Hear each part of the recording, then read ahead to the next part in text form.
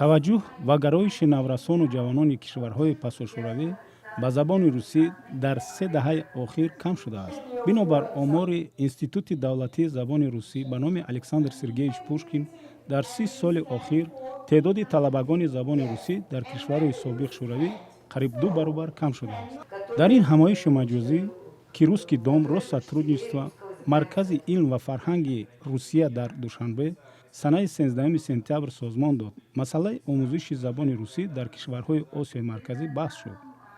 муҳимтарин нуқтаи видеоконференс дар бардоштани сатҳи омӯзиши забон ва бо истифода аз технологияи нави рақамӣ, интерактивӣ, мултимедӣ ҷалбу таваҷҷӯҳи бештари наврасон ба забони русӣ буд. албатта конференсияи имрӯза хеле зарур аст. ин марбут ба мушкилии забони русӣ дар ҳар мамлакат аст. барои он ки тавассути маҳз ҳамин забон ҷавонон фарҳанги моро дар он ҷо муаррифӣ мекунанд, ба шарофати забони русӣ моро дар амрико, чин ва аврупо мешиносанд. ҳамзамон бояд зикр кард, ки давоми 10 сол омӯзиши забони русӣ дар миёни наврасон ба тадриҷ меафзояд.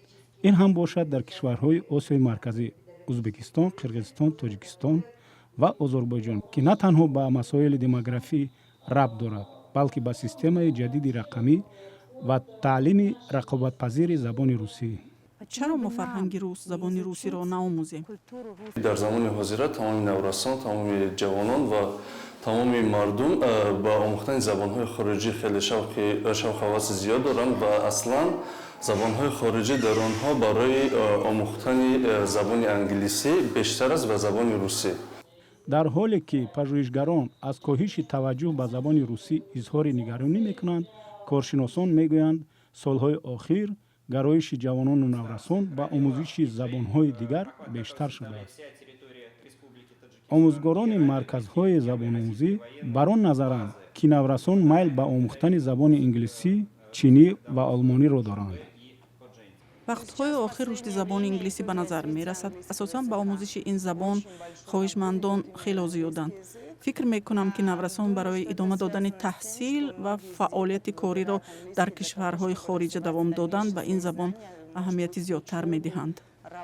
ба гуфтаи бархе коршиносон, баъди ҷанги дохилӣ, ки иқтисодиёти кишвар паст шуд, мардум ба кишварҳои дигар аз ҷумла Русия ба муҳоҷират рафтанд.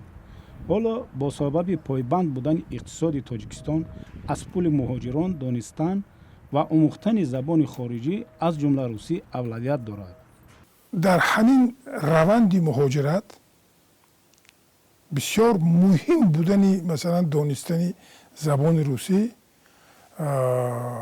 эҳсос шуд ва махсусан чун баъди аз байн рафтани иттиҳоди шӯравӣ дар мактабҳои ҷумҳурии Тоҷикистон сатҳи дар тадриси забони русӣ хеле паст шуда буд.